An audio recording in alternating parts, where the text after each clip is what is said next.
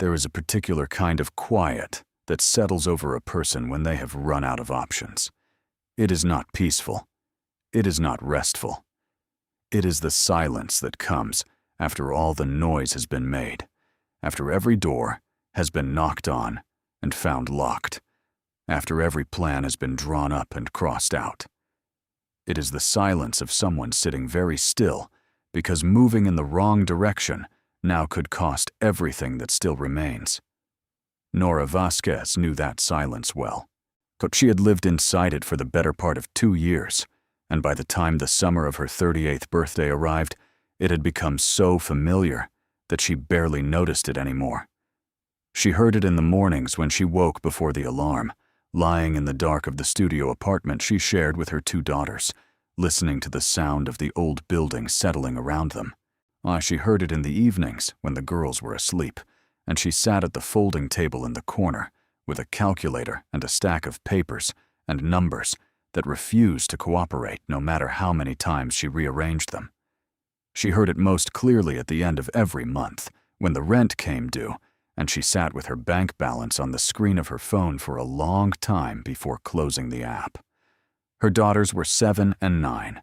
Their names were Camila and Rosa, and they were the reason she had not yet given up on anything. Camila had her mother's dark eyes and a habit of asking questions that had no easy answers. Rosa was quieter, more observant, the kind of child who noticed things that other people walked past. They shared a pull-out mattress on one side of the room, and they never complained about it, at least not to Norah. She suspected they complained to each other sometimes, in whispers, but she was grateful for the mercy they showed her. Children understood more than adults gave them credit for. Norah understood that. She had been a child once who understood everything and said nothing. She had moved to the edge of Harding County the year after her divorce, following the only concrete thing she had left, which was a part-time administrative job at a regional farm cooperative 20 miles outside the nearest town.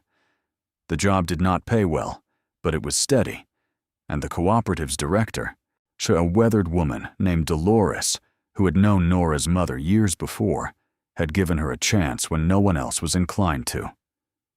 Norah drove the 20 miles each way in a truck that shuddered when it hit highway speed, and she took on extra bookkeeping in the evenings for 2 of the local feed suppliers, and she watched her daughters grow and tried not to think too far into the future, because the future, when she looked at it directly, was still too uncertain to stare at for long.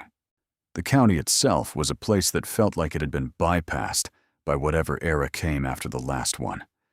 The land was wide and sun-bleached in summer and wind-scoured in winter, broken by low ridge lines and dry creek beds and fences that ran in straight lines toward horizons that seemed to promise more than they delivered. There were families who had been here for generations, and families who had arrived with intentions and left with losses, and a few, like Nora, who had arrived without a plan and stayed because leaving required resources she did not yet have. The people were not unkind. They were simply careful with their regard, the way people become when they have seen enough arrivals and departures to learn not to invest too quickly in either. Norah had made one real friend in the 2 years since her move. Her name was Patrice, and she worked at the county assessor's office and drove 20 minutes each way for a decent cup of coffee, and said exactly what she thought about everything, which Norah found exhausting and necessary in equal measure. It was Patrice who first mentioned the Callaway property on a Tuesday afternoon in early July, when the air was thick and still, and the coffee shop's ancient ceiling fan moved the heat around without doing anything useful about it. She did not present it as an opportunity. She mentioned it the way she mentioned most things, as a fact that happened to be in the neighborhood of something interesting, something worth noting if you were the type of person who noticed things. She said that the old Callaway ranch out on the far side of the Duchamp Road had finally cleared probate, and that the estate had been listed for quick sale through the county's distressed property program. She said it had been sitting empty for 11 years since old Gerald Callaway died, without a will that anyone could find, and that his only surviving relative, a nephew in another state who had never set foot on the land, wanted nothing more than to sign the paperwork and be done with it. She said the asking price, after all the fees and back taxes had been negotiated down and down again, was $600. Nora looked at her over the rim of her coffee cup. She asked Patrice to repeat the number. Patrice repeated it. $600. She said the place was a wreck. She said no one in the county had been willing to touch it, partly because of the condition it was in, and partly because of the access road, which had washed out 2 winters ago and had not been repaired. She said the main house had a roof that had partially collapsed on one end, and that the barn was so overgrown with vines that from the road it looked like a hill instead of a building. She said there were people who believed the whole property was more trouble than it was worth, and she listed those people, and the list was not short. Then she slid a piece of paper across the table, so a printed page from the county's distressed property portal with the listing information and a single photograph taken from the road. The photograph showed an uneven line of fence posts along a dirt drive that disappeared into a stand of cottonwood trees. Beyond the trees, barely visible, was the dark outline of a structure that might have been a barn or might have been a collapsed outbuilding. The sky above it was an unimpressive gray, and the listing description used words like "as is" and "buyer assumes all liability and access at own risk." Nora looked at the photograph for a long time. Then she folded it and put it in her pocket and said she would think about it. Patrice looked at her with the particular expression she wore when she was choosing not to say all the things she was thinking, which meant she was thinking quite a few of them. On the drive home that evening, Nora thought about the $600, and she had a little more than $900 in her savings account, which she had built slowly over 18 months of doing without things she did not strictly need. She had built it as a cushion, a buffer against the next emergency, because there was always a next emergency, and the question was only what form it would take. Spending the $600 would not leave her with nothing. It would leave her with $300 and a piece of land that might be completely worthless. And she did not let herself think about what it might be worth if it were not worthless. Not yet. That kind of thinking was dangerous when you had 2 children and a shuddering truck and a rent payment that came around, with a reliability that nothing else in her life possessed. She had learned to be careful with hope. Hope was a resource like any other, and she had spent it recklessly in an earlier part of her life and paid the kind of price that took years to recover from. She was not willing to do that again. But she thought about the photograph. She thought about the cottonwood trees and the collapsed roof and the barn that looked like a hill. She thought about her daughters, sleeping on a pull-out mattress, and the folding table in the corner, where she sat with the calculator every evening, and the numbers that never came out right. She thought about Dolores, who had given her a chance, and she thought about what it meant to be the kind of person who could not take one. She drove past the turnoff for the apartment complex. She kept driving for another 4 miles, to the point where Duchamp Road split from the county highway and ran straight and unpaved toward the low ridge in the distance. She did not turn in. She parked on the shoulder and sat with the engine running, looking down the road as far as the headlights reached. The land on either side was dark and wide and utterly indifferent to her presence. There was no sign for the property, no mailbox, nothing to mark the entrance except 2 concrete posts that listed toward each other at the end of the drive as though leaning for support. She sat there for 15 minutes. Then she turned around and drove home. She did not sleep well that night, which was nothing new. But the quality of her wakefulness was different than usual. Usually, she lay awake running numbers, or cataloging the things that needed to be done, and had not been done, and might not get done. That night, she lay awake thinking about something that her mother had told her once, a long time ago, when Nora was young enough to believe that wisdom came from people older than herself. Her mother had said that the thing about overlooked places was that someone had to overlook them first. That the overlooking was not nothing. That it was a kind of permission, and left accidentally, for whoever arrived next. Norah had not thought about that in years. She lay in the dark of the studio apartment and listened to her daughters breathe and thought about it now. She called Patrice in the morning and asked for the parcel number. The first time she drove onto the Callaway property, she did it alone. The girls were at a summer program at the county library on Tuesday and Thursday mornings, and she had taken a long lunch from the cooperative and telling Dolores she had an errand to run without explaining further. Dolores had looked at her in the way she sometimes did, as if she could read something in Nora's expression that Nora herself had not yet translated, and said to take whatever time she needed. The access road was worse than the listing had described.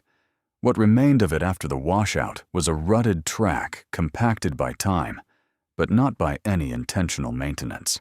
Running through a corridor of overgrown brush that scraped the sides of her truck as she crept forward. The cottonwood trees were larger than they had looked in the photograph, their canopies meeting overhead in a way that turned the light green and dim and made the drive feel longer than its actual quarter-mile. She drove slowly, watching for deep cuts in the ground, stopping once to move a fallen branch that was too thick to drive over. Then the track opened up, and she saw the place for the first time in full. The main house sat on a low rise, maybe 50 yards from the end of the drive. It was a 2-story farmhouse, built from materials that had once been white, and had since faded to a color that was neither white nor gray, but something between them, the color of something that had given up trying to be what it was originally painted to be. The roof over the front 2/3 of the house was intact, its shingles weathered, but unbroken. Over the back addition, the one that had been added sometime after the original construction by a different hand and with different materials, the roof had given way, and the whole section sagged inward, the walls bowing slightly, as if the weight of 11 empty years had pressed down on them from above. The windows on the ground floor were intact. 2 of the upper windows had been broken, their glass gone, the openings dark and open to the weather. The barn was to the left of the house and farther back, set at an angle to the main drive, as if someone had placed it to catch a different wind. Patrice had been right about the vines. They had climbed the south face of the structure so thoroughly and so long ago that they had become structural, their stems thick as fingers, their roots worked down between the siding boards and into whatever lay behind them. From a distance, the barn's silhouette was softened and rounded by the growth, its hard lines absorbed into the living mass that had taken hold of it. Only the roofline remained sharp, a dark ridge against the sky that told you the building beneath the vines was still standing. Nora sat in her truck for a moment, engine off, listening. There was wind. There were birds somewhere in the cottonwoods behind her. There was the distant sound of a truck on the county road, its engine note rising and then fading as it passed without turning in. Otherwise, there was the particular silence of an empty place, which was different from the silence of a quiet place. An empty place held its silence differently, as if it were waiting to be used. She got out and walked to the house first. The porch steps held her weight without significant protest. The front door was locked, which surprised her, though perhaps it should not have. She circled the perimeter of the house slowly, looking through the ground floor windows, noting what she could see. Inside, the rooms were dim and scattered with the evidence of 11 years of vacancy. Dust lay on every horizontal surface in a uniform layer that erased detail and gave everything the same muted tone. In what appeared to be the kitchen, cabinet doors hung open at varying angles. A table sat in the center of the room, its surface clear except for a single object that Nora could not make out from outside, too dark and too small to identify through the dirty glass. The back addition where the roof had collapsed was sealed off from the exterior by a sheet of heavy plastic, that someone had stapled to the exterior wall, probably years ago. The plastic had dried and cracked along its edges, but still covered most of the opening, keeping the elements out of the main structure. She noticed that the stapling had been done carefully, methodically, from the top down, on and with a consistency that suggested someone who had taken the time to do it properly, even though no one else was watching. She did not know who had done it, but the care of it stayed with her. She walked to the barn next. Up close, the scale of the vines was more apparent. The growth covered the south and west faces almost completely, its layers thick enough in places to muffle sound when she pressed her hand against it. The barn doors were on the east side, facing away from the worst of the vine coverage, and they were closed, but not padlocked. A simple latch, the kind with a bar that dropped into a bracket, held them shut. She lifted the bar and pulled the doors open, and the sound they made was a long, low complaint of hinges that had not moved in years. The smell that came out was not unpleasant. It was old straw and dry wood, and the particular dusty sweetness of a building that had been sealed long enough for the air inside to develop its own character, unhurried by the weather outside. The interior was dim, lit only by whatever daylight came through the open doors and through gaps in the vine-covered siding, where the boards had separated slightly with age. As her eyes adjusted, the space resolved itself. The barn was larger than she had expected. Its structure was solid, the main posts and beams intact, the loft above still carrying its planking without significant sag. Someone had built this with more care than the land around it might have suggested. The posts were heavy timber, properly notched, the kind of construction that belonged to an earlier era when building was done with the assumption that what you built would outlast you. The floor was packed earth and old straw, the straw so dry and compressed it had become something closer to matting than anything you could scatter in a handful. Along the western wall, wooden stalls stood in a row of 7, their gates long rotted to the point where 2 had fallen from their hinges and lay flat on the ground. Feed troughs ran along the base of the wall, their wood gray and smooth from decades of animal use. She walked slowly down the length of the barn, her boots pressing into the dry floor, the sound of her steps absorbed by the space around her. At the far end, a doorway led to a smaller room, what might have once been a tack room or a feed store. She looked through the doorway but did not go in, noting that the floor in that room appeared different, less compressed, the earth looser, as if it had been disturbed and resettled at some point more recently than the rest of the barn. She stood in the center of the main space and looked up at the loft. The ladder to it was fixed to the wall, its rungs solid. Later, she would climb it. For now, she simply looked, measuring the barn's proportions with her eyes, taking in the way the faint light fell through the siding gaps in long, slanted bars that ended in pale patches on the floor. The air held still. Nothing moved. She stood there for longer than she had planned. On the drive back, she did not let herself do the calculations she wanted to do. She was not yet in a position to calculate anything. What she had seen was a farmhouse with a partially collapsed addition, 7 broken stall gates, a barn covered in vines, and a quarter-mile access road that required clearing. What she had felt was something harder to name, something that sat in her chest in a way that was neither purely practical nor purely emotional, something that felt, despite all the evidence, like a beginning. She bought the property 11 days later. The closing took place at Patrice's office, a transaction so modest in scale that it occupied less than 20 minutes.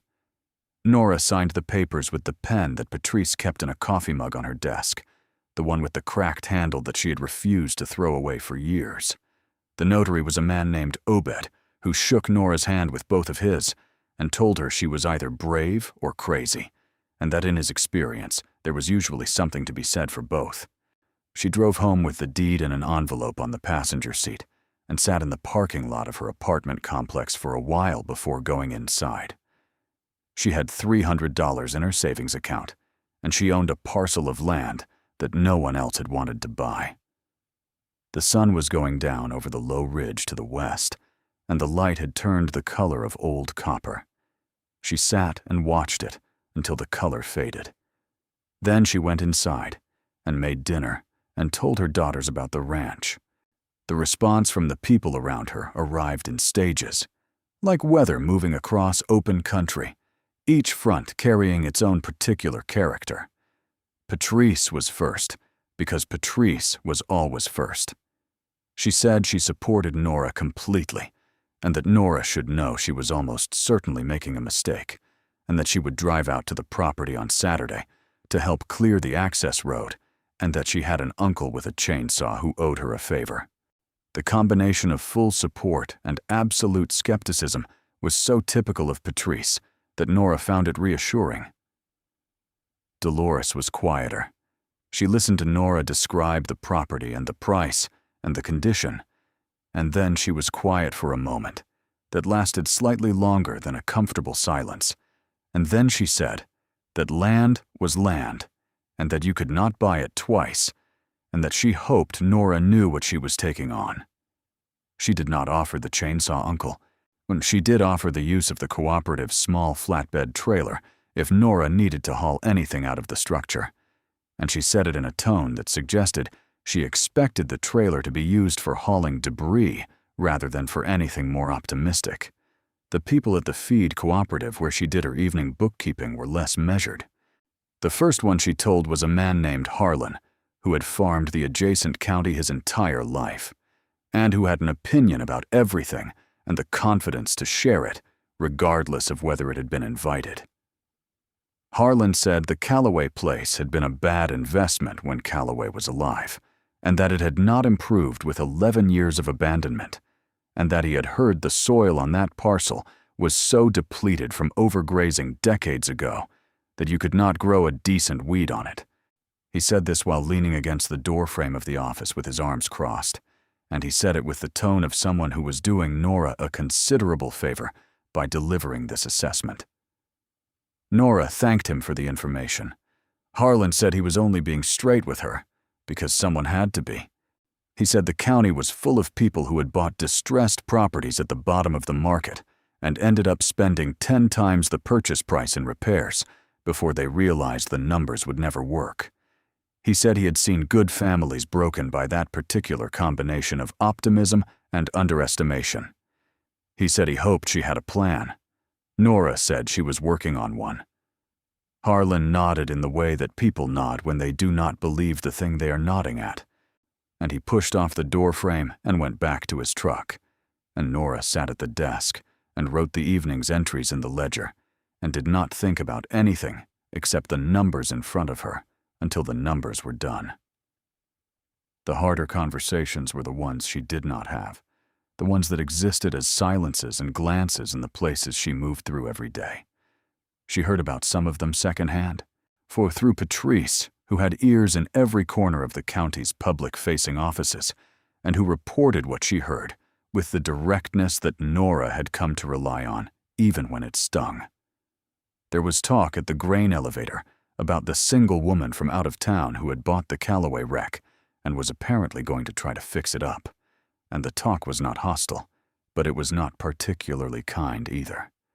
There was a version of the story in which Norah was naive, and a version in which she was reckless, and a version in which she was simply uninformed about local conditions, and all three versions agreed on the conclusion, which was that the whole thing was going to end badly. She heard about this on a Thursday morning, and she drove to the Callaway property that afternoon, with her daughters in the back seat, and let them see it for the first time. They had not said much on the drive out. Rosa sat with her forehead against the window, watching the landscape pass. Camilla asked if there would be animals, and Norah said not yet. Camilla asked if there would ever be animals, and Norah said she hoped so.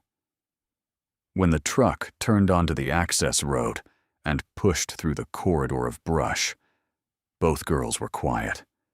The branches scraping the sides of the truck made a sound like something trying to get in. When they came out into the open and saw the house and the barn and the wide sweep of land beyond, there was a silence that lasted several seconds. Then Camilla said, "Can we stay forever?" Nora looked at her in the rearview mirror. She said, "I'm trying to work on that." Rosa said nothing. She was looking at the barn, at the vine-covered walls, at the dark line of the roofline against the afternoon sky. But her expression was the one she wore when she was seeing something more completely than other people saw it. The work began in August, on the access road, because without the road, nothing else was possible. Patrice arrived on Saturday morning as promised, with the uncle and the chainsaw and a pair of loppers she had borrowed from somewhere, and a thermos of coffee that she treated as non-negotiable. The uncle, whose name was Virgil, and who said approximately 12 words the entire day, moved through the brush with a certainty that suggested he had cleared many things in his life, and regarded this clearing as unremarkable. He cut the larger fallen branches and the encroaching shrubs on the road's edges, while Patrice and Nora dragged the cut material to the sides and stacked it in rough piles. The girls worked alongside them with the smaller clippers that Nora had bought at the hardware store, on the theory that giving them a job was better than giving them nothing to do. By midday, the road was passable. By late afternoon, it was clear enough that Nora could drive the cooperative's flatbed trailer down it without scraping the sides. Virgil accepted a sandwich and a cup of coffee and said that the road would need grading eventually, and then he got in his truck and drove away. And that was the full extent of his commentary. They ate lunch on the porch of the house, the four of them, and sitting on the boards with their legs hanging off the edge because the porch chairs were too rotten to use. The girls ate their sandwiches and looked at the land, at the dry grass moving in the wind, at the line of cottonwood trees along the drive, at the barn standing solid and green-furred at its distance. Camilla asked if they could go inside the barn. Nora said not yet. Rosa was looking at the barn again, studying it with that expression of hers, so the one that took things in slowly and completely, and she said quietly, to no one in particular, that it was the biggest building she had ever seen up close. The next 2 weekends were spent on the house. Nora worked methodically, starting with the rooms that were structurally sound and moving outward. She wore gloves and a dust mask and worked in the mornings before the heat made the unventilated rooms unbearable, and she let the girls help where it was safe to do so. The accumulated debris of 11 years came out in the cooperative's flatbed, load by load. Old newspapers, rotted food that had been left in the cabinets, a collapsed bookcase whose books had fused together with moisture into a single solid block, curtain rods still holding shreds of fabric that disintegrated when touched. She pulled all of it out into the light and sorted what could be salvaged from what could not. And she burned the unsalvageable in a fire pit in the yard on a still evening when the smoke rose straight up into a sky going orange at the edges. Inside the main rooms, beneath the layers of neglect, the bones of the house were good. The floors were wide plank pine, solid under the grime, and when Nora got down on her knees with a stiff brush and worked a section clean, the grain came up warm and clear, the kind of wood that had been cut from old timber and had not been milled since. The walls were plaster over lath, cracked in places but intact, their surface rough and honest in the way that painted drywall never was. The kitchen had a deep farmhouse sink that Nora stood in front of for a full minute after she cleared the debris away from it, running her hand along the rim, feeling how solid it was, how made for purpose. She did not find anything unusual in the house, nothing that surprised her. What she found was evidence of a life lived without excess, but without deprivation, a farm family's accumulation of tools and seasons and practical choices made over a long time. Gerald Callaway, the man she had never met, had lived in these rooms for decades and had left them without ceremony. And the rooms held his absence, the way all abandoned rooms did, not with drama, but with the patient accumulation of dust and quiet. She slept in the house for the first time in early September, and on a cot she set up in the largest ground-floor bedroom, with the girls on their pull-out mattress beside her and the windows open to the night air. The stars over the property were more numerous than they ever were in town, unobscured by any competing light, and through the bedroom window, Norah could see a wide belt of them stretching from one dark horizon to the other. She lay awake for a while listening to the sounds of the property at night, the wind moving through the cottonwoods, saw a screen door somewhere, one she had not yet found, tapping in an irregular rhythm. The distant complaint of something metallic, a gate or a hinge, or a piece of roofing, lifted slightly by a passing gust. The barn was a sound, too. She could not have said exactly what sound, or whether it was the barn specifically, but there was a quality to the silence on that side of the property that she had been aware of since the first day she came out here, a kind of weight in the air where the barn stood, as though the building were present in the landscape in a way that went beyond its physical mass. She lay awake and told herself she was being fanciful, and turned onto her side, and listened to her daughters breathe, and eventually slept. She began working on the barn in the third week of September, when the heat had broken, and the mornings were cool enough to make physical work bearable for more than an hour. The vines were the first problem. They were old enough and thick enough at their base that she could not pull them away from the siding by hand. She worked with a long-handled pruning saw, cutting the main stems near the ground, severing the connection between root and canopy, and then returning a week later to pull the dead growth away from the boards in long strips that came off with a dry, tearing sound, and left the wood beneath pale and marked with the suction cup pattern of the vine's attachment points. It took 3 weekends to uncover the south and west faces. What emerged was a surprise. The barn's siding, freed from the decades of coverage, was not the rotten, compromised wood she had expected. It was rough-sawn lumber of a type she had not seen before, dense and dark, its surface weathered, but its core intact. She tested it at intervals with a tool she had borrowed from the cooperative's maintenance shed, pressing the probe into the wood and reading the resistance, and the readings were consistently solid. Whatever species of tree had gone into this barn, it had been chosen by someone who understood timber, who knew that the right wood, properly dried and properly cut, could stand against weather for longer than most buildings were ever expected to last. The barn's exterior dimensions became visible for the first time as the vines came down, and they were larger than she had estimated from inside. The building was longer on its east-west axis than the interior space suggested, which meant either that the walls were unusually thick, which she tested and confirmed to some degree, or that there was interior structure she had not yet mapped. She noted this without pursuing it immediately. There was enough visible work to do without chasing inconsistencies. She cleaned the interior over 2 Saturdays, working from the loft down. The loft planking was sound throughout. The loft itself held nothing except old hay that had compressed over the years into a dense uniform layer, and a single wooden trunk pushed against the far wall under the eaves. The trunk was locked, the lock so old it had fused shut with rust. She left it where it was for the time being.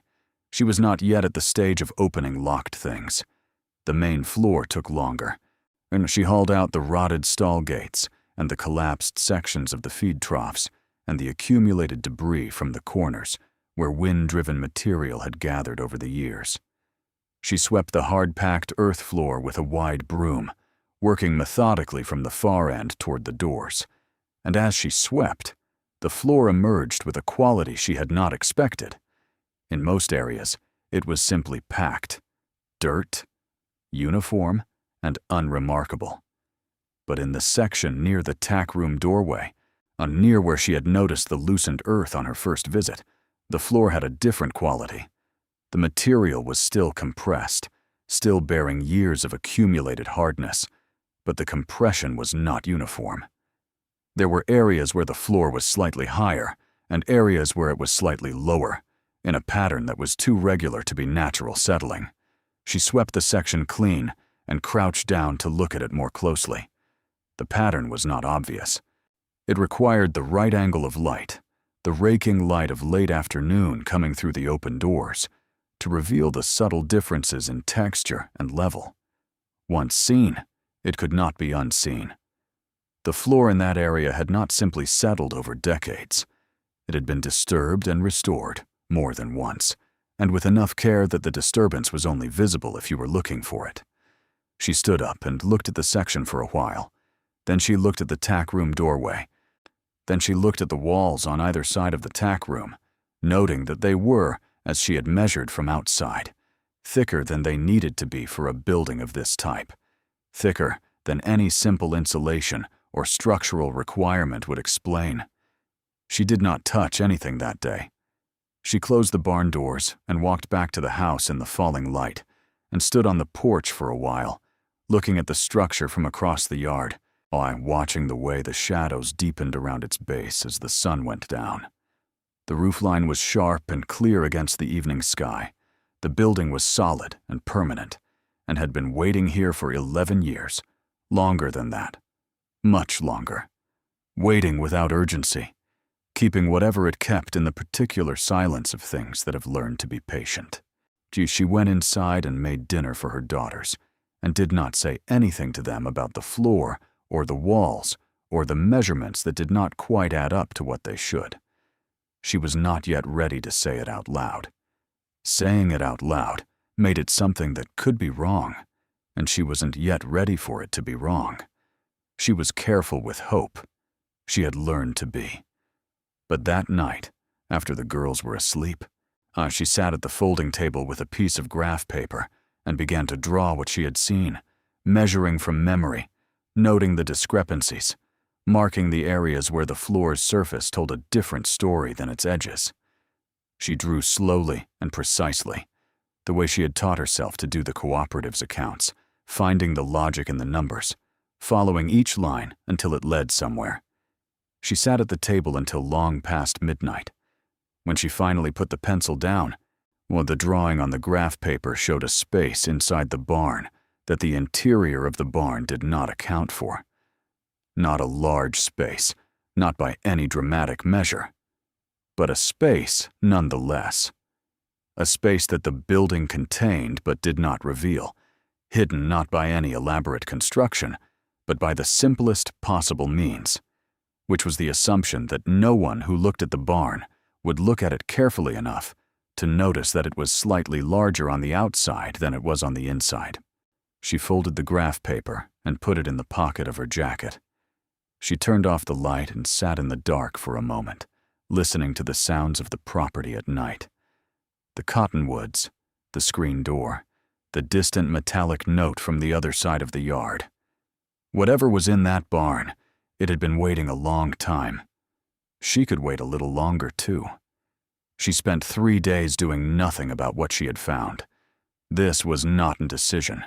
It was the same deliberateness she brought to everything that mattered, the measured stillness of someone who had learned that the difference between a good decision and a ruinous one was often only the time taken between noticing a thing and acting on it. She went to work at the cooperative. She drove the girls to school. She did the evening bookkeeping at the feed supplier's office and watched the numbers arrange themselves into their familiar columns, and she did not let herself think about the graph paper folded in the pocket of her jacket. Not during the day.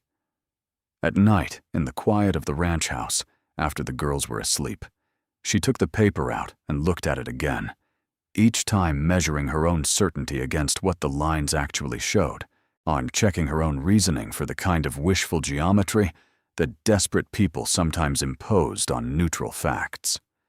The lines held. The measurements did not change.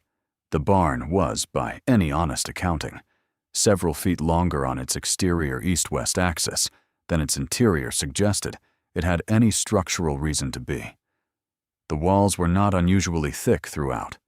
They were thick in specific places, and the specific places formed a shape that the graph paper made plain once you followed the logic of it. There was a space behind the tack room's west wall that the barn contained without acknowledging, sealed off from the interior with enough architectural subtlety that 11 years of vacancy had not produced a single inspection report that mentioned it. Probably no one who had walked through the barn, if anyone had walked through it at all in the past decade, had looked at it as a problem to be solved rather than simply a building to be assessed. On the fourth morning, she drove to the county library before her shift at the cooperative and spent an hour in the local history room, which was maintained by a retired schoolteacher named Marvella, who knew where everything was filed and who asked Norah, with the directness of someone who had spent a career managing other people's curiosity, what exactly she was looking for. Norah said she was trying to find out about the history of the Callaway Ranch on Duchamp Road. Marvella looked at her for a moment in the way that people who know things look at people who are beginning to find them out. And then she went to one of the flat file cabinets along the back wall and pulled out a folder and set it on the reading table without comment. The folder contained a sparse but legible record. The original land grant for the parcel dated to the early part of the previous century. The first-named owner was not a Callaway, but a man whose name Norah did not recognize, a cattle operator who had run a significant herd on the property through the first 3 decades of the century, before selling the parcel in a transaction recorded in 1938. The buyer was a man named Edmund Calloway, Gerald's father, who had paid a price that the record noted without context, but that Norah, on doing the rough conversion in her head, understood to represent a meaningful sum for the era. Edmund Calloway had run the property as a working cattle ranch through the middle decades of the century. The record noted several property improvement filings, a barn construction permit from 1941, additions to the main house in 1953, a well drilling permit from 1961. He had died in 1979, and the property had passed to Gerald, his son, who had continued ranching on a reduced scale into the early years of the current century, before the operation finally became too much for one aging man without family help to sustain, and the land had gradually gone to what Norah had found it in. She looked at the barn construction permit from 1941. It was a single page, the paper darkened with age, the handwriting in the filing details small and precise. The permit listed the dimensions of the planned structure. She compared them to the exterior measurements she had paced out herself on the property. They matched on 3 sides. On the east-west axis, the permitted dimensions were shorter than what she had measured by the same margin that the graph paper had already shown her. She sat with that for a moment. The barn had been built to permitted dimensions in 1941. Sometime after 1941, the east-west dimension had increased, not in any filing she could find, or not in any subsequent permit or recorded addition. The increase had happened without announcement, added onto the structure at the rear, behind the tack room, in a way that the building absorbed so smoothly that it did not announce itself from outside, and that the interior concealed by the simple method of presenting the tack room's west wall as the barn's back wall without indicating that anything lay beyond it. Edmund Calloway had built something onto his barn and had not filed a permit for it, and had not mentioned it in any record she could find. And he had built it in a way that made it difficult to notice unless you were measuring carefully and comparing your measurements to an old construction filing in a county library. She thanked Marvella and drove to work and spent the day with the cooperative's accounts spread across her desk and did not look at the graph paper once. That evening she drove to the property alone after dropping the girls at her neighbor's apartment for the night. The sky was wide and clear, and the light was already going by the time she parked in the yard. She walked directly to the barn and opened the doors, and stood in the interior while her eyes adjusted and the familiar smell came out to meet her. old straw and dry wood and the closed-in patience of the air. She went to the tack room doorway and stood in it, looking at the west wall. In the overhead perspective that the graph paper provided, the wall was simply a wall, a barrier of old boards and timber framing that presented itself as the end of the structure. But standing in front of it now, with the library's information in her head and the measurements confirmed and the permit discrepancy established, it looked different. It looked like something that had been built to be seen as a wall rather than something that happened to function as one. There was a distinction, and the distinction was visible if you were willing to look at the wall not as an architectural fact, but as a decision. She ran her hands along the boards. They were the same rough-sawn lumber as the rest of the barn, the same dense, dark wood that had held its integrity through the decades so stubbornly. The boards on this wall were fitted more tightly than the boards elsewhere, their seams narrow, their surface more uniform in texture. She pressed against it at various points, odd feeling for flex or give, and found none. She knocked at intervals along its length, listening to the sound, the way she had listened to wood all her life without knowing that she was filing the information away for a future use she could not have named.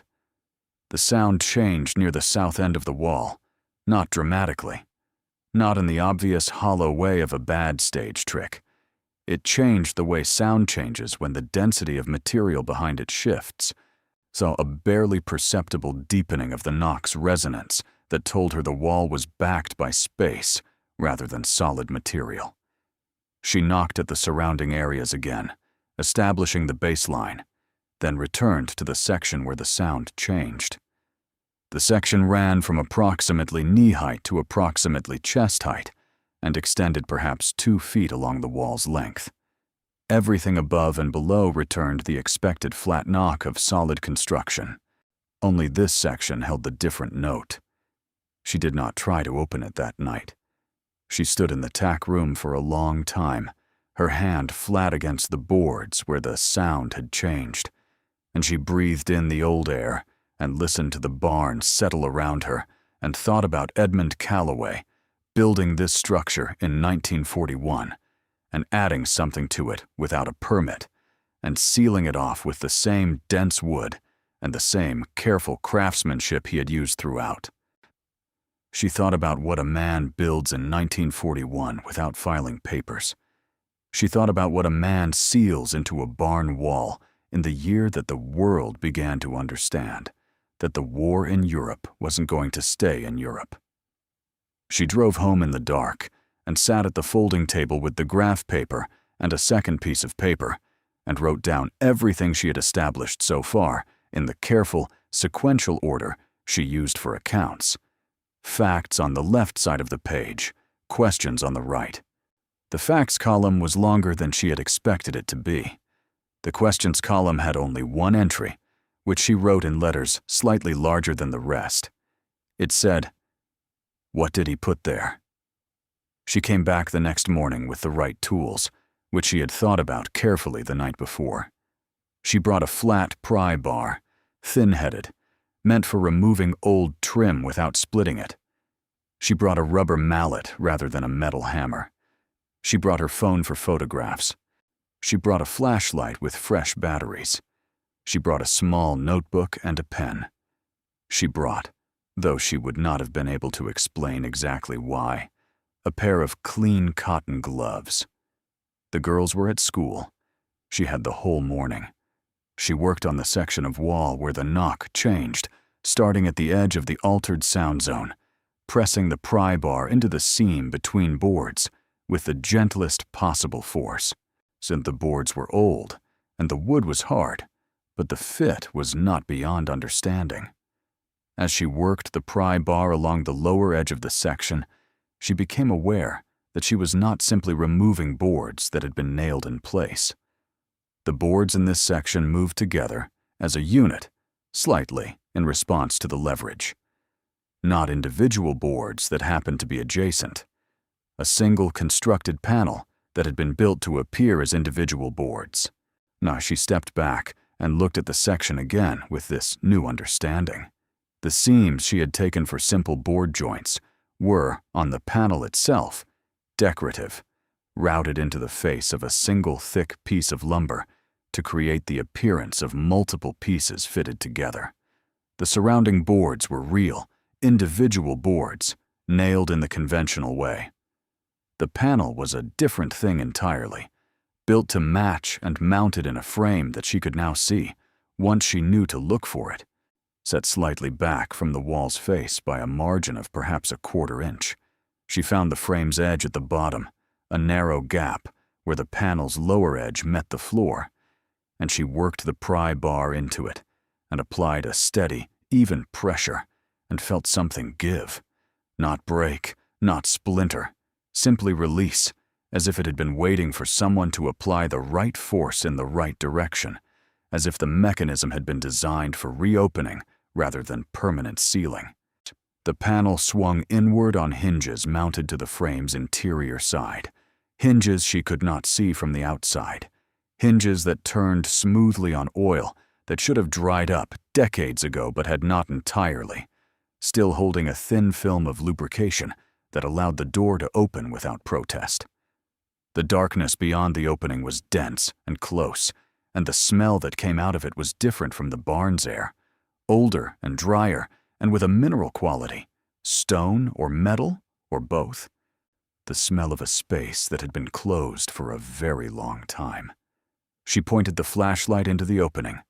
The space beyond the panel was roughly the size of a large room, perhaps 12 feet wide and 20 feet deep, its ceiling the underside of the barn's roof framing, its floor bare concrete, poured smooth and level.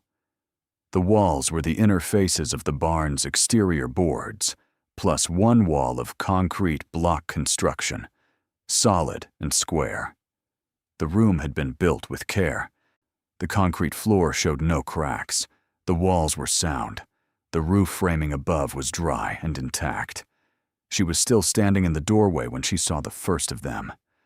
Along the left wall, wooden shelving units had been built floor to ceiling, their lumber the same heavy-gauge material as the rest of the barn's construction, fitted to the concrete wall with brackets that had been bolted directly into the block. The shelves were deep, built for weight, reinforced at the middle with additional supports that indicated whoever built them had anticipated loading them with something heavier than ordinary storage. On the upper shelves, canvas-wrapped packages were stacked in neat rows, each one secured with twine that had dried and darkened to nearly black. On the lower shelves, wooden crates sat side by side, their lids fitted and held closed by simple latches. The crates were stenciled on their sides with markings she did not immediately understand, numbers and letters in a utilitarian format that suggested inventory rather than identification. She stepped into the room. Against the far wall, beneath a section of shelving that held more canvas packages, a metal cabinet stood on the concrete floor, heavy-gauge steel, its surface dull with age, but not rusted, not structurally compromised. A padlock secured its handle, the lock large and old, its shackle thick. Above the cabinet, on the wall itself, someone had written in pencil, in handwriting she would later match to the same careful script from the library's permit filings, a date and 2 initials. The date was from 1943. The initials were EC. She stood in the center of the room and turned slowly, sweeping the flashlight across the shelves and the crates and the cabinet and back again. And the light touched everything evenly and impartially and showed her the same thing from every angle. There was a great deal of whatever this was. She did not open anything. She stood in the room for perhaps 10 minutes, breathing the old air, running the flashlight along the shelves, counting the crates on the lower level, estimating the canvas packages on the upper shelves, noting the stencil markings, photographing everything from the doorway and then from inside the room, working her way around the perimeter, capturing each wall, each shelf section, the cabinet, the date on the wall, the initials. She photographed the hinges on the panel door and the concrete floor and the ceiling framing. She photographed the crate markings at close range. When she came back out into the tack room and pushed the panel back to its closed position and stood in the ordinary barn air again, she was steady. She was aware that she was steady and noted it as information about herself, so that this was the kind of thing she met with stillness rather than with noise. She put the pry bar in her bag and the flashlight and the gloves, and she walked out of the barn and across the yard to the porch and sat down on the steps in the morning light. She sat there for a while. Then she took out her phone and called Patrice. She did not explain on the phone. She said only that she needed Patrice to come to the property, and that she needed her to come soon, and that she should not mention it to anyone. Patrice said she was at the assessor's office until noon and asked if this was urgent. Norah said it was not an emergency, but that it was not nothing either. Patrice said she would be there at 12:30 and asked if she should bring lunch. Norah said yes. She said to bring enough for a long afternoon. Patrice arrived at 12:32 with sandwiches and the expression she wore when she was already calculating outcomes. She had brought 2 different kinds of coffee because she said she never knew what a situation called for until she was in it. Norah walked her to the barn without preamble and opened the doors and led her through the main space to the tack room and stood aside at the panel door and opened it.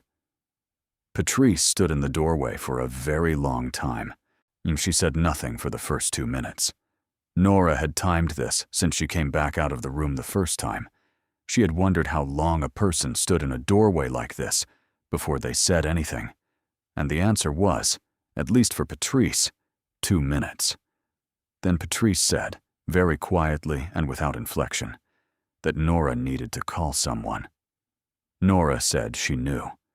Patrice said she needed to call someone today, not tomorrow, and not after she had thought about it more, because whatever was in those crates and those packages was sitting on Norah's property with no documentation and no assessment and no legal framework, and the absence of those things was its own kind of exposure. Norah said she knew that too. Patrice turned and looked at her with the expression she wore when she was genuinely unnerved, which was a more restricted version of her ordinary directness. Everything pulled slightly inward. And she said she had worked in the assessor's office for 11 years, and she had never seen anything like this.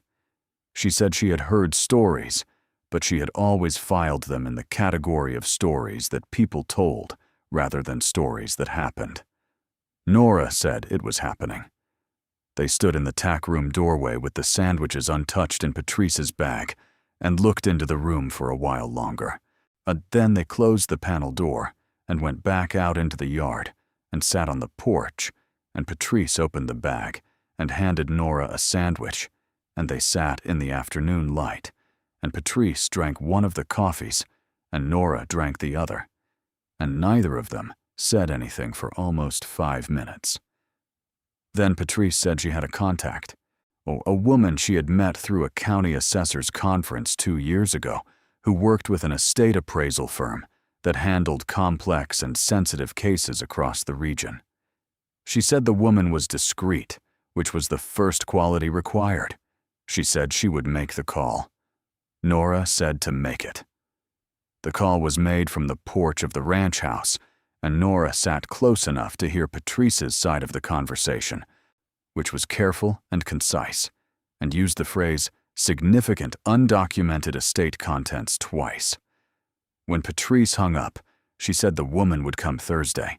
She said to keep the panel closed and to tell no one and to go about her normal week as normally as she could manage. Norah said that would be easy enough, since her normal week was not the kind that invited investigation.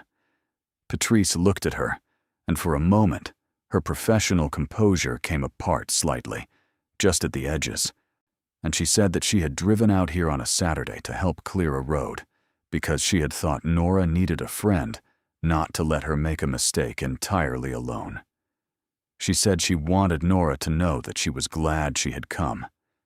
She said it quickly, in the way of someone who doesn't often say things like that, and was not entirely comfortable with it. Nora looked out at the barn across the yard.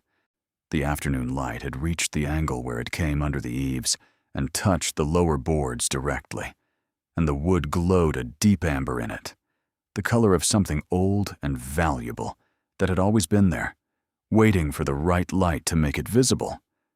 She told Patrice she was glad too.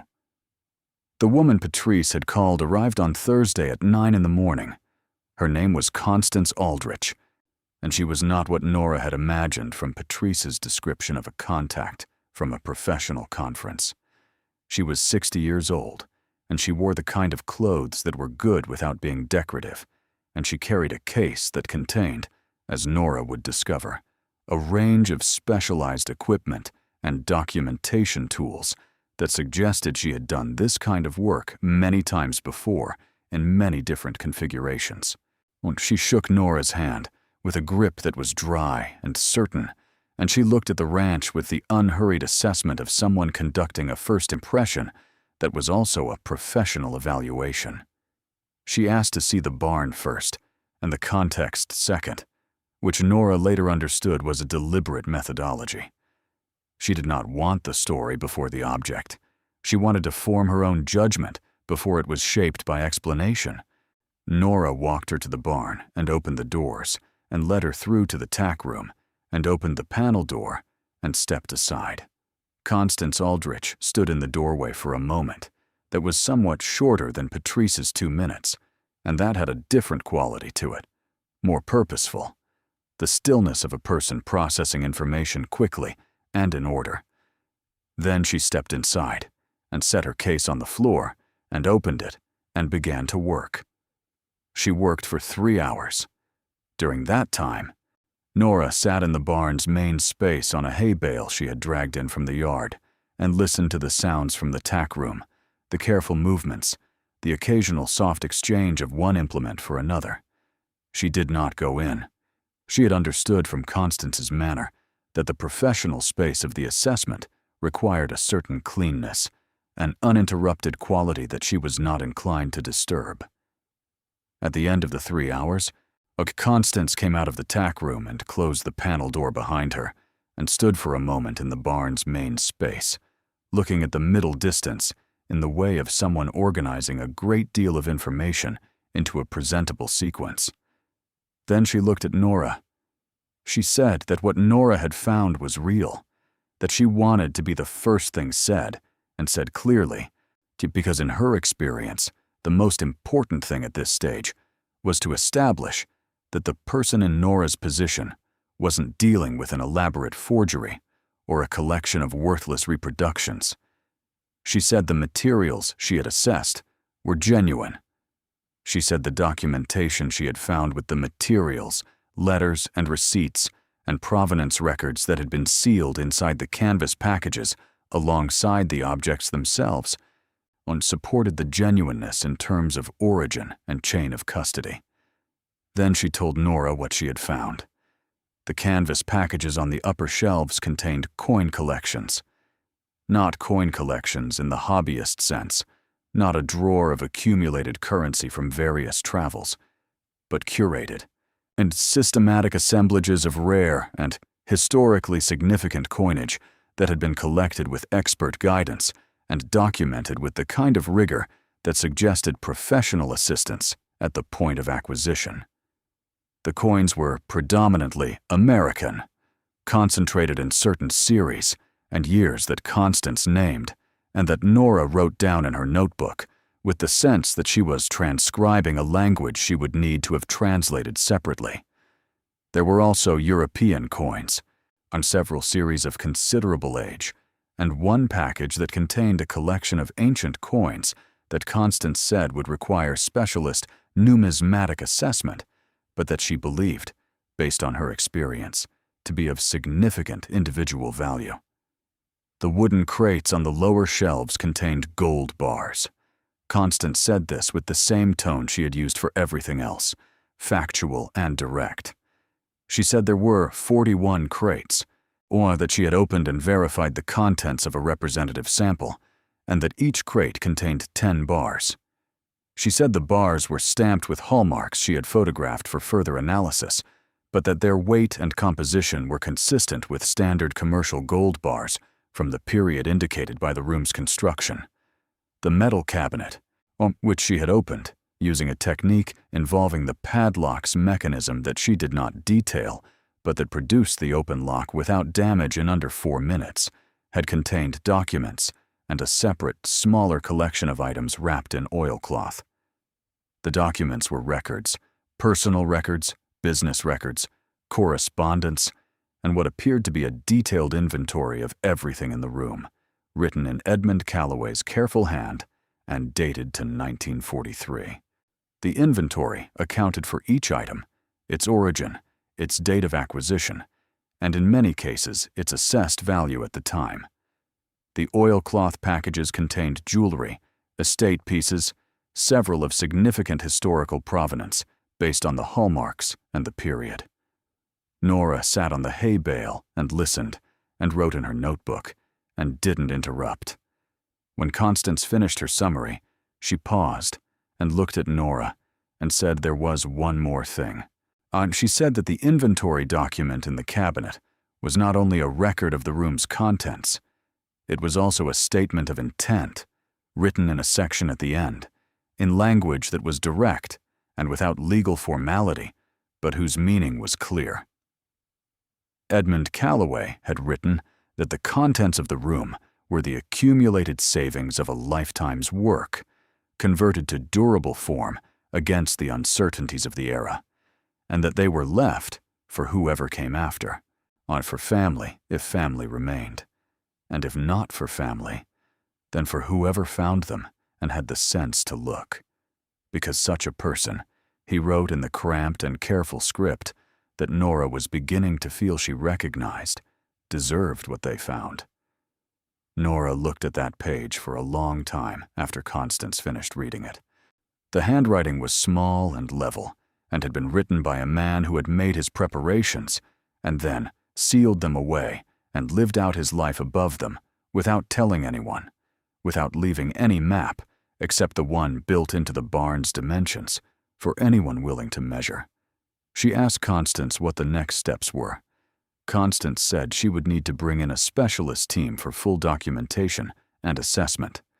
She said the coin collections would need numismatic experts, and the gold would need assay analysis, and the jewelry would need gemological and historical assessment, and the documents would need archival review. She said this process would take time, and that it should be managed carefully to ensure that the legal provenance was established thoroughly, since the inventory document was a significant supporting piece, but would need to be supplemented by formal appraisal and title documentation. And she said then that she wanted to give Norah a preliminary estimate. She said it was preliminary, and that the final number would move, possibly significantly, as the specialist assessments came in. She said she was basing it on her experience with similar collections, and on the spot assessments she had done with her instruments that morning, and on the inventory document's own recorded values adjusted for the decades since, and she said the number was in the range of $287 million. The barn was quiet. Norah's pen was still on the page of her notebook. The afternoon light came through the open doors and lay across the packed earth floor in a long rectangle that ended at her boots. She asked Constance to say the number again. Constance said it again. She said the coin collections alone, particularly the ancient series, might push the final number higher once specialist assessment was complete. She said the gold at current market value was a substantial portion of the figure. She said the jewelry and the documents were additional. She said $287 million was a conservative estimate, built on what she had seen. And she did not build conservative estimates by being careless. Norah looked down at her notebook.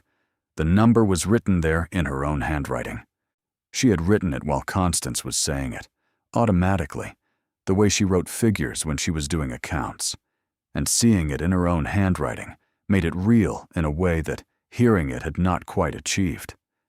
She closed the notebook and set it in her lap, and sat for a moment on the hay bale in the dim barn, with the afternoon light coming in through the open doors, and the old smell of wood and straw around her, and the sound of her own breathing very clear to her.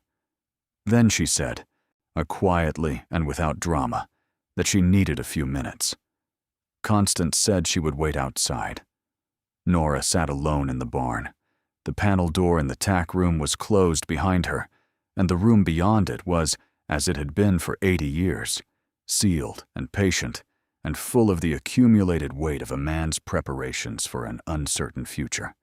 She sat with her notebook in her lap, and her pen in her hand, and the number written in her own handwriting, and she let herself feel what she had been carefully not feeling since the morning she had first pressed her hand against the wall and heard the sound change.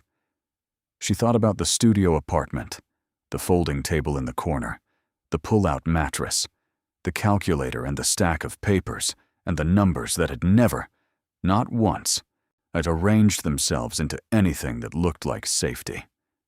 She thought about Camilla asking if they could stay forever, and the answer she had given, careful and honest, and not quite a promise. She thought about Rosa looking at the barn with that expression of hers, the one that saw things completely, and she thought about what Rosa had seen in it that the rest of them had not. She thought about Edmund Calloway, writing in a pencil on a concrete wall in 1943, a date and 2 initials. A man sealing away the work of his life against an uncertain world and trusting, somehow, that the right person would eventually look carefully enough to find it. She looked at the number in her notebook. Then she stood up, put the notebook in her bag, and walked out of the barn into the light. The week that followed was the quietest of Nora's life, and also the most demanding. Constance Aldrich had been clear about the protocol. Nothing was to be moved. Nothing opened further. Nothing discussed outside the small circle of people who already knew. The specialist team she worked with had handled situations of this kind before, and the first principle of handling them well was to create no disturbance in the surrounding environment until the legal and administrative framework was solid enough to bear the weight of public knowledge. Public knowledge, Constance said, with the matter-of-fact tone she applied to everything, had a way of arriving with complications attached. And the complications were easier to manage from a position of documented, verified, legally established fact than from any other position. So Norah went to work. She drove the girls to school. She did the bookkeeping in the evenings. She sat at the folding table in the corner of the studio apartment, which they were still using on weekdays since the ranch house was not yet livable enough for reliable comfort. And she looked at the calculator and the stack of papers and the numbers that had never arranged themselves into safety, and she felt the strangeness of knowing something that had not yet changed any of the physical facts of her situation. The rent was still due. The truck still shuddered at highway speed. Camilla still needed new shoes, and Rosa still needed glasses, and the studio apartment still held all 3 of them in its one room, with the particular closeness of people who were making the best of a space that was not designed for more than one. She did not tell the girls. Not yet. She was not withholding it from them out of caution exactly, but out of the same careful instinct she had applied to every step of this process. The understanding that saying a thing out loud too early changed it in ways that could not be undone. And she wanted to be certain, completely and legally, and in ways that no document dispute or administrative complexity could unravel, before she let the knowledge become real for them. They were 7 and 9. They would carry the knowing with the full weight of children, which was heavier than most adults understood, and she was not going to give them something to carry until she was sure of what it was. She told only Dolores. She told her on a Wednesday afternoon, after the cooperative staff had gone home, and the building was empty, and the late light came through the office windows and lay across the old linoleum floor in long amber panels. She sat across the desk from Dolores and told her in the same sequential way She would have presented a set of accounts, starting with the purchase and moving through each step to the week's events, and Dolores listened without interrupting, which was unusual for Dolores, her hands folded on the desk, and her expression the particular kind of still that very experienced people achieve when they are taking in information that requires the full allocation of their attention. When Norah finished, Dolores was quiet for a moment. Then she said she wanted to ask a practical question before she said anything else. And the practical question was whether Norah had an attorney. Norah said she did not. Dolores opened her desk drawer and took out a card and slid it across the desk. She said the name on the card was a woman she had known for 30 years, a property and estate attorney who had practiced in the region her entire career and who was, in Dolores's direct assessment, the most honest person she had ever hired for anything. She said Norah should call her in the morning and that she should tell her Dolores had sent her and that the matter was time-sensitive and significant. Then Dolores leaned back in her chair and looked at Norah for a moment, with the expression she had worn the day she gave Norah the job, the one that saw something specific, some particular quality that she had been waiting to confirm rather than just assess. And she said that she had known the first week Norah arrived that she was not just passing through, that people who were passing through carried their impermanence differently in the way they arranged their spaces and how they invested in small decisions, and that Norah had never carried impermanence. She said she was glad the land had recognized what she had. Norah looked at the card in her hand and said she was going to try very hard not to think about how unlikely this was. Dolores said that unlikely things happened to people who prepared for them without knowing that was what they were doing. Norah drove home with the card in her jacket pocket beside the folded graph paper that she still had not thrown away. The attorney's name was Margaret Shue, and she arrived at the ranch property on a Friday morning with 2 colleagues and a working manner that was as efficient and unruffled as anyone Norah had encountered. She spent the first hour with Constance Aldrich, reviewing the documentation framework that Constance had begun assembling, and she spent the second hour with Norah, going through the legal landscape of the situation in terms that were clear and precise, and that left Norah with a written summary she could refer back to when the complexity threatened to become overwhelming. The core of the legal situation, Margaret explained, was straightforward despite its unusual scale. The property had transferred to Norah through a legitimate distressed property sale. The contents of the hidden room were physically attached to and contained within the structure of a building on that property.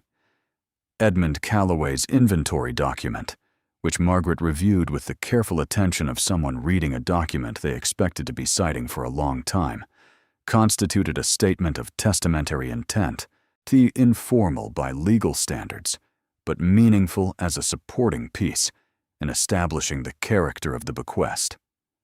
The absence of any competing claim from the estate's only known heir, the nephew in another state, who had signed his interest away entirely and without reservation in the closing documents, further simplified the picture. She said the process would take time because legitimate processes always took time, and that the time should be used to complete the specialist assessments so that the final documentation reflected verified values rather than preliminary estimates. She said she did not anticipate significant legal obstacles. She said she anticipated paperwork of a scope that would make Norah's evening bookkeeping feel like a warm-up exercise. Norah said she was familiar with paperwork. Margaret looked at her with the brief and imprecise version of a smile that was apparently her equivalent of a full one, and said she had no doubt of that. The specialist team arrived the following week. There were 5 of them: a numismatist, a metals analyst, a gemologist, a documents conservator, and a historical property specialist who focused on the jewelry and the estate pieces. They worked in the hidden room over 4 days, in shifts, with equipment that had to be brought down the access road on a flatbed that Norah watched navigate the ruts with her heart in her throat. They were professional and quiet, and they treated the space with the kind of care that told her They understood what they were in the presence of, not just the monetary weight of it, but the historical density. The fact that what filled those shelves had been placed there by human hands, with human intentions, in a specific moment of history, and had waited, patient and sealed, for this particular arrival.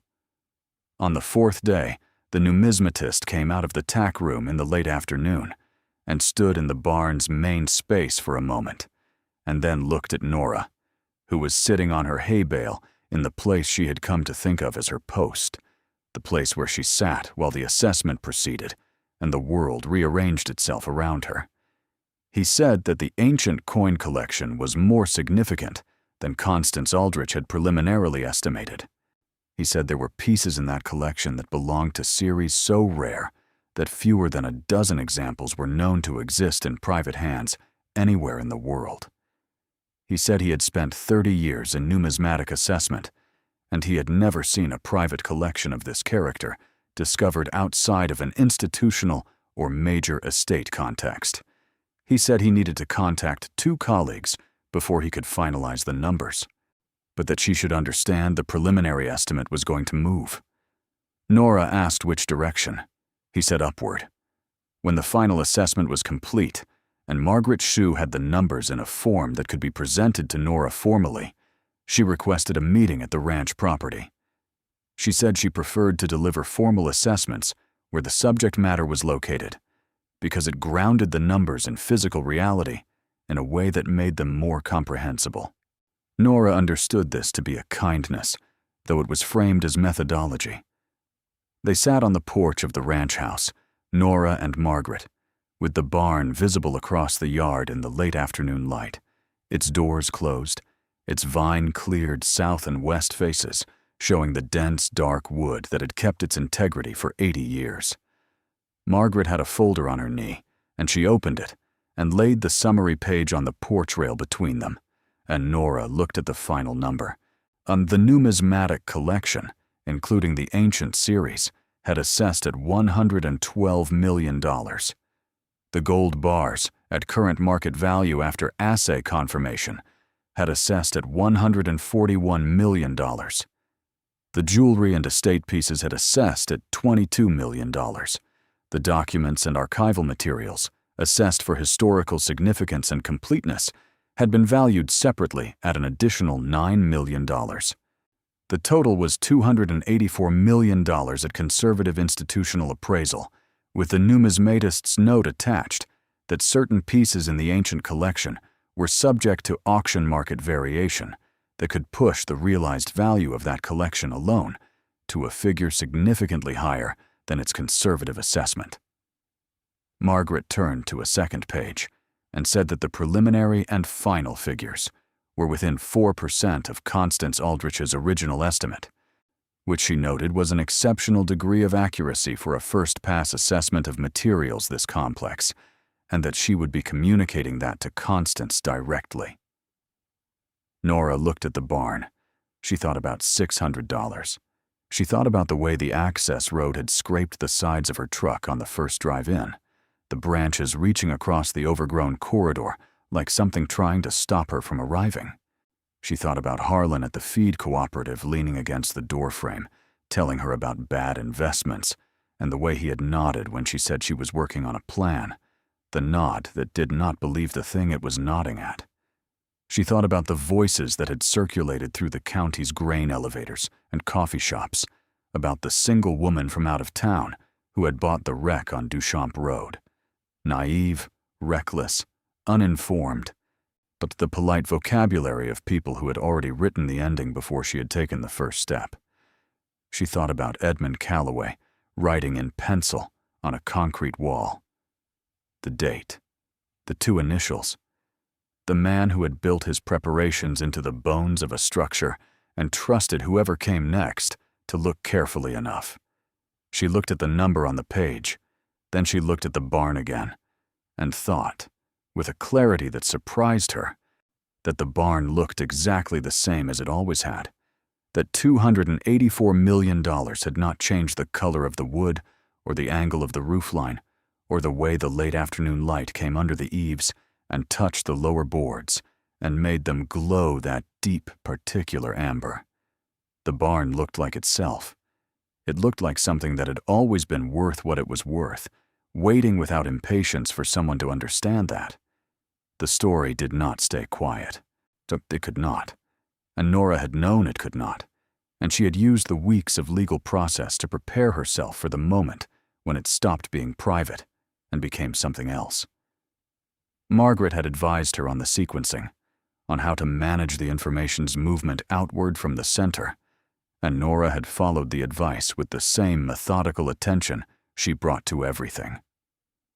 The first people to know beyond the small working circle were her daughters. She told them on a Sunday morning in early November at the ranch property, standing in the barn's main space with the doors open, and the cool autumn air coming in from the yard, and the light falling in its long rectangles across the packed earth floor. She had not staged it, had not prepared remarks, or rehearsed a delivery. She simply brought them to the barn and opened the panel door in the tack room and showed them the room and stood back and let them see it. Camilla stepped inside immediately, the way she approached everything, without hesitation, turning in place to look at the shelves and the crates and the cabinet. She asked what was in the crates. Norah said gold. Camilla looked at the crates for a moment, and then looked at Norah and said, "Gold like jewelry gold." And Norah said gold, like the kind that changes things. Rosa stood in the doorway longer. She looked at the room with the expression Norah had known since Rosa was old enough to have an expression. The complete, unhurried reception of a thing in its entirety. Then she looked at Norah and said quietly that she had known there was something in the barn. Norah asked her what she meant. Rosa said that the first time she saw the barn, the day Norah had brought them to the property, and they had sat on the porch and eaten lunch, she had looked at the barn and thought that it was heavier than it should be for how old it was. She said she had not known what that meant, and had not said it, because she did not have the words for it. She said she thought maybe it was the vines, but then she had looked at how the building sat on the ground, and it did not sit like an empty building. It sat like something full. Norah looked at her daughter for a moment, and thought about all the things that Rosa noticed and said nothing about, because she did not yet have the words. And she thought about the kind of person Rosa was going to become when the words caught up to the noticing.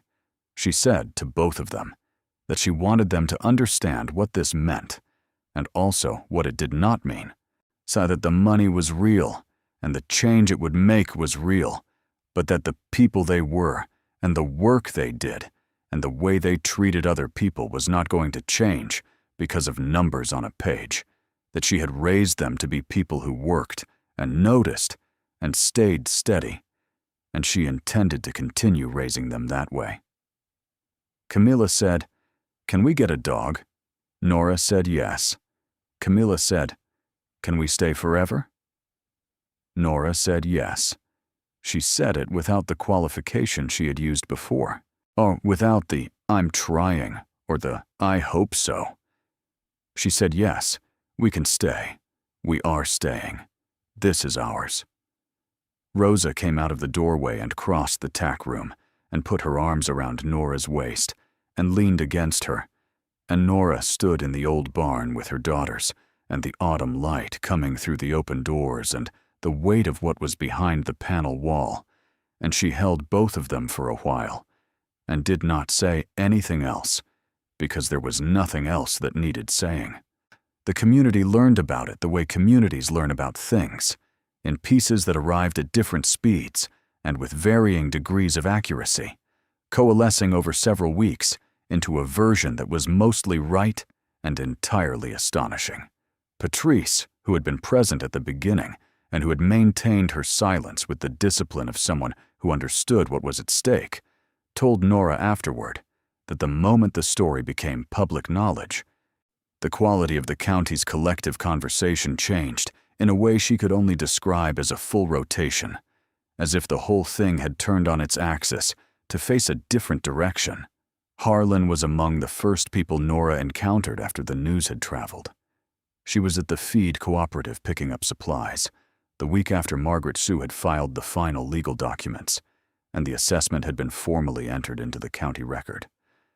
Harlan was at the counter when she came in, and for a moment, there was the specific silence that exists when a person must choose between the available versions of themselves and what they will do next. He chose the version that Nora had not been certain he possessed. He turned from the counter and looked at her and said, without preamble, and without the hedge of humor that people use when they are not quite willing to mean what they are saying, that he had been wrong. He said he had been wrong about the property and wrong about what she was capable of, and he had heard the news like everyone else, and he wanted her to know, before she heard from people who had not been as direct with her before, that he understood the difference between being wrong about facts and being wrong about a person. Nora said she appreciated that. Harlan said he had also heard that she was planning to restore the ranch to working condition, and that if she ever needed someone with operational knowledge of cattle ranching in this specific terrain and climate, he knew the land and he knew the animals, and he would be glad to provide that knowledge without charge, because some debts were better paid in kind than in apologies. Nora said she would remember that. She walked out of the cooperative with her supplies and stood by her truck for a moment in the parking lot, thinking about the particular grace of someone who had laughed at her doing the harder thing instead of the easier one. She had not needed his apology, and she had not been waiting for his validation, but the dignity with which he had offered both, stripped of defensiveness and delivered straight, was something she found she could receive without resentment. She had enough bitterness in her past to know that carrying more of it forward was not a cost she was willing to keep paying. Not everyone was as direct as Harlan. There were people who arrived at the cooperative, or the grain elevator, or the coffee shop where Patrice held her informal intelligence-gathering operations, with the elaborate casualness of people who wanted to appear as though they had always believed in Norah, without wanting to say explicitly that they had not. She recognized this mode, and she did not engage it, and she did not punish it. She simply continued being the same person she had been before the number was written in her notebook, moving through the county's spaces with the same steady attention and the same willingness to be present without drama. What she could not prevent entirely was the awe. It arrived from directions she had not expected, in forms that were sometimes uncomfortable in their intensity. People who had been coolly polite to her before now sought her out for conversations, whose warmth had clearly been recalibrated in light of recent developments. And she received these conversations with a courtesy that was genuine, but that she was careful not to let be mistaken for intimacy that had not been earned. She was not cold. She was accurate. There was a difference, and she maintained it. The person who surprised her most was Marvella, the retired schoolteacher at the county library's local history room. Marvella tracked Norah down through Patrice, which required a degree of initiative that Norah would not have anticipated from a woman whose professional domain was a single room of flat files and a reading table. She said she wanted to discuss the Edmund Calloway inventory document, not the legal aspects of it, but the historical ones. They met at the library on a Tuesday afternoon, and Marvella spread materials on the reading table that she had been assembling since the news broke, records from the county and from regional archives that she had requested by mail and by phone, and that painted a picture of Edmund Calloway that the brief official record had not contained. He had not been simply a cattleman who kept his savings in an unusual form. He had been, in the estimation of the regional agricultural community of his era, a remarkable operator, known for methods that his neighbors had consistently regarded as excessive. His soil management practices, his careful breeding records, his insistence on building structures that would outlast the immediate requirement and serve a future he could not see the specifics of, but was determined to prepare for. He had built the hidden room in 1943, Marvella believed, not solely out of wartime economic anxiety, though that had certainly been present, but out of a habit of preparation that was foundational to his character. He had watched the men around him operate on the assumption that conditions would remain stable, and he had consistently prepared for the possibility that they would not. He had converted his accumulated wealth to durable, a transportable form, not because he distrusted banks entirely, but because he understood that the most certain store of value was one you could see and measure, and that did not depend on the continued functioning of any institution you had not built yourself. He had written the note at the end of the inventory, Marvella said, because he had reached an age at which he understood he would not return to the room himself, that whatever future it served would not be his future, and he had chosen, uncharacteristically, to leave the door as open as possible rather than closed. He had trusted the quality of the attention that would eventually find his preparation. He had trusted that whoever looked carefully enough deserved what they found. Norah sat across the reading table from Marvella and listened to this, and thought about a man she had never met, who had built something with the same deliberateness that she brought to her accounts and her graph paper and her careful measurements, a man who had been regarded by his neighbors as excessive in his preparations and had turned out to be merely early. She asked Marvella if there was a photograph of him. Marvella produced one from the folder. It was a formal photograph, black and white, taken outside the farmhouse that Norah had been slowly restoring for the past several months. Edmund Calloway stood on the porch steps, not smiling in the manner of the era, but with an expression that Norah recognized from a completely different context than she expected. It was the expression Rosa wore when she was looking at something completely. The full, unhurried reception of a thing in its entirety. Norah looked at the photograph for a long time. Then she asked if she could have a copy made. The restoration of the ranch took the better part of a year. Norah approached it the way she had approached everything from the moment she folded the listing printout and put it in her pocket in the coffee shop with Patrice, methodically, without haste, with the understanding that the quality of the work mattered more than the speed of its completion. She did not rebuild extravagantly. The ranch house was restored to the condition of its best original self. Its wide plank pine floors cleaned and refinished to the warm grain she had uncovered in her first weeks of work, its plaster walls repaired and painted in the colors the era and the light of the place suggested. The collapsed back addition was rebuilt, not as it had been, but as it should have been, better framed and better roofed, with windows that caught the afternoon light, and a room in it that became a library, with shelves built from the same dense, dark wood as the barn.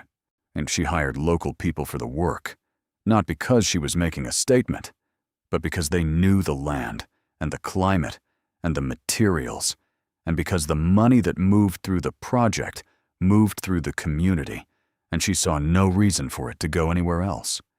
Harlan's operational knowledge of the terrain proved, as he had promised, genuinely useful.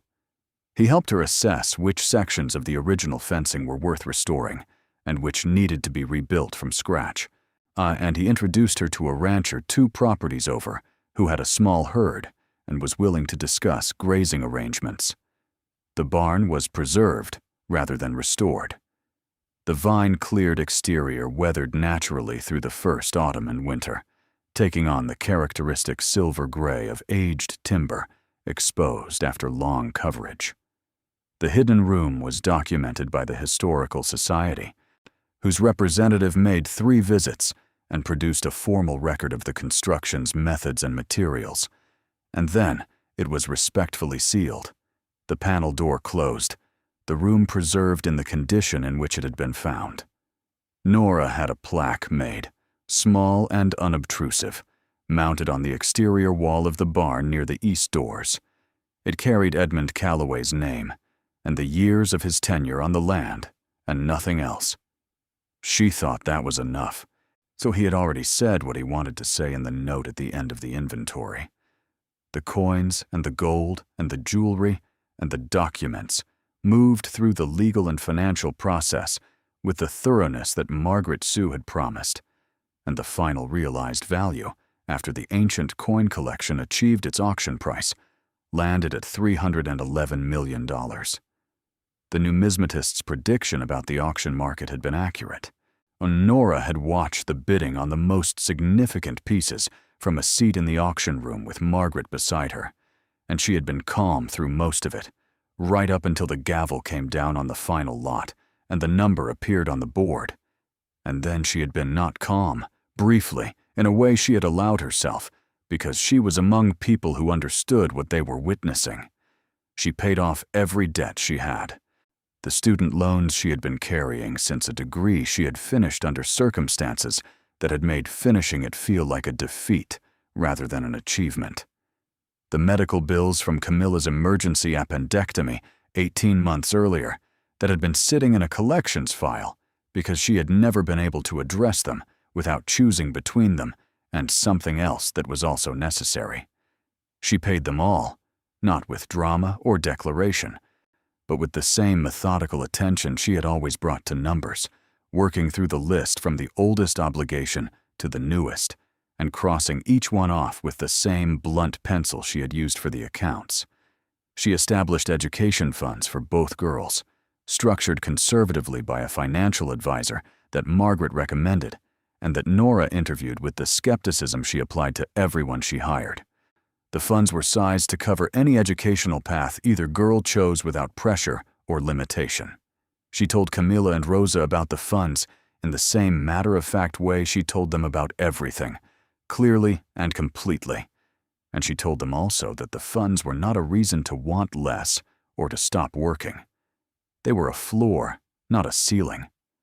She donated a portion to the county library's local history collection, which Marvella received with a dignity that matched the scale of the gift, and to the Regional Agricultural Cooperative's Emergency Assistance Fund, a program that helped farm families in crisis, which Dolores received with a brief silence, and then the look she wore when she had been confirmed in something she had believed for a long time. She kept a copy of Edmund Calloway's inventory document, framed on the wall of the library in the ranch house's restored back addition. She kept the photograph that Marvella had copied for her beside it. On the reading table below them, she kept a notebook and a pen, and the folded graph paper from the night she had first drawn the discrepancy between the barn's exterior dimensions and its interior space. She had not thrown it away. She kept it there as a reminder of the thing she most wanted to remember, which was not the number on the assessment or the gavel coming down at the auction or the crossed-off lines on the debt list.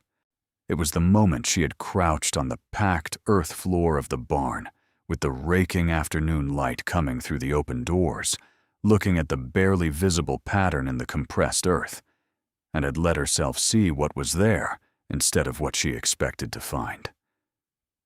She thought about that sometimes, about the quality of attention that the moment had required.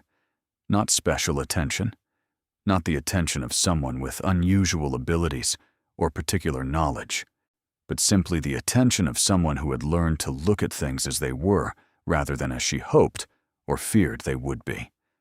She had brought that quality to accounts and to loan applications and to the difficult arithmetic of single motherhood, and she had brought it to a barn floor on a September afternoon, and the barn floor had answered. Her daughters grew.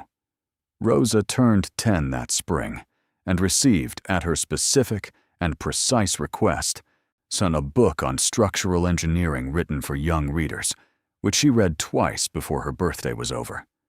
Camilla turned 8 and received the dog she had asked for the day she first saw the property, a large, unhurried animal with opinions about where it liked to sleep that did not always correspond to where it was supposed to sleep.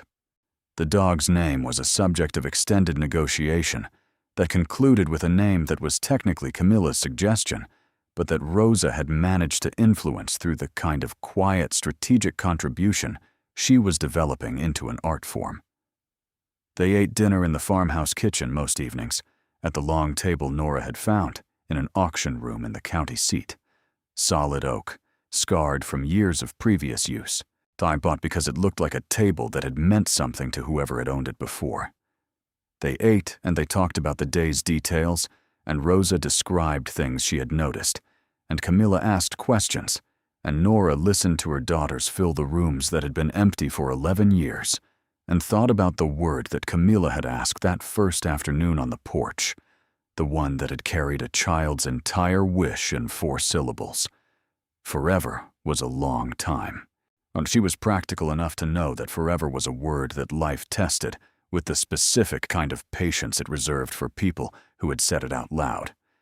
But she also knew that the ground beneath the farmhouse and the barn and the cottonwood-lined drive was hers, documented and verified and paid for and established in law and in record, and that the work of her hands was in the walls and the floors and the restored roofline and the cleared fences running out toward the horizon. She had built something here that was not luck, though luck had been present in the form of an uncrowded Saturday morning in Patrice's coffee shop and a printed page slid across a table. What she had built with the luck was not accidental. It was the product of the same quality of attention she had been practicing her whole life, without always knowing what it was preparing her for. She walked the property some evenings after dinner, but when the light was going and the sky turned the colors, it turned over this specific piece of land, colors she had not seen anywhere else, deep oranges and the particular blue that arrived just before dark and lingered longer here than it seemed to linger anywhere else she had ever been. She walked the fences and looked at the barn and thought about Edmund Calloway, walking the same ground 80 years before, with the same deliberate attention, building what he could build, trusting what he trusted, sealing away the work of his hands in a room that would wait as long as it needed to wait. She thought about what it meant to leave something for whoever came next. She thought about the note at the end of the inventory, the cramped and careful script, the plain-spoken generosity of a man who had understood that some preparations could not specify their recipients in advance, that all you could do was build them well and trust the quality of the attention that would eventually arrive. She thought she understood him now. She walked back toward the house where the kitchen light was on, and her daughters were at the long oak table with their homework, and the dog was where it was not supposed to be, but always was, and the restored windows reflected the last of the evening sky, and the smell of dinner was still in the air. She stopped for a moment at the yard's edge and looked back at the barn. Its roofline was sharp and dark against the deepening sky. The dense wood of its vine-cleared walls had gone silver in the autumn, and it stood the way it had always stood, solid and settled and fully present in the landscape, heavier than it looked. She thought about Rosa, 7 years old, looking at it from the porch with that expression of hers, seeing how it sat on the ground, knowing, without the words for it yet, not that it was not empty. She thought about a 7-year-old's instinct and an 80-year-old inheritance and a $600 decision made at a folding table at the end of a long and difficult year. She thought about the space between looking at something and seeing it, and what lived in that space, and what it cost to cross it, and what it gave you when you did. The kitchen window was warm and yellow against the dark.